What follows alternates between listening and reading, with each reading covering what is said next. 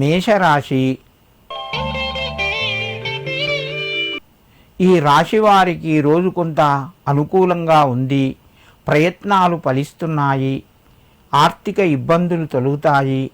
ముఖ్యమైన నిర్ణయాలు తీసుకుంటారు. వృత్తి వ్యాపార రంగంలో కొంత కలిసి వస్తుంది. శుభవార్తను వింటారు. మేషరాశి వారు ఈరోజు గురు దక్షిణామూర్తయే నమః అని చెప్పి 3 సార్లు చదువుకొని నమస్కరించండి. మీకు మరింత శుభయోగం కలుగుతూ ఉంటుంది. వృషభ రాశి. ఈ రాశి వారికి రోజు మధ్యమ స్థాయిగా చెప్పవచ్చును. ప్రయత్నాలు మెల్లగా ముందుకు వెళ్తాయి. ముఖ్యమైన నిర్ణయాలు వాయిదా పడతాయి. దైవ కార్యక్రమం లోపల పాల్గొంటారు. ప్రయాణాలు కొనసాగే అవకాశం ఉన్నది. నిరుద్యోగులకు కొంత ఊరట కలిగే వార్తను వింటారు.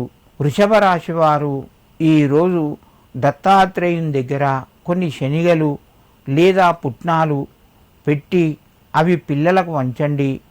మీకు కొంత కలిసి వస్తుంది. మిథున రాశి. ఈ రాశివారి రోజు కొన్ని జాగ్రత్తలు పాటించాలి. ఆరోగ్యపరంగా అనుకూలంగా ఉంది. ధనపరంగా అనవసరమైన ఖర్చులు పెరిగే అవకాశాలు ఉన్నాయి. వృధా ఖర్చులు పెరుగుతాయి. జాగ్రత్తగా ఉండండి. మిత్రుల నుంచి సహకారాలు కూడా కొంత తగ్గే అవకాశం ఉన్నది. కఠినంగా మాట్లాడడం మానుకోండి. మీరు చేసే ప్రయత్నాల్లోపట ఒక దైవ కార్యంలాగా భావించండి.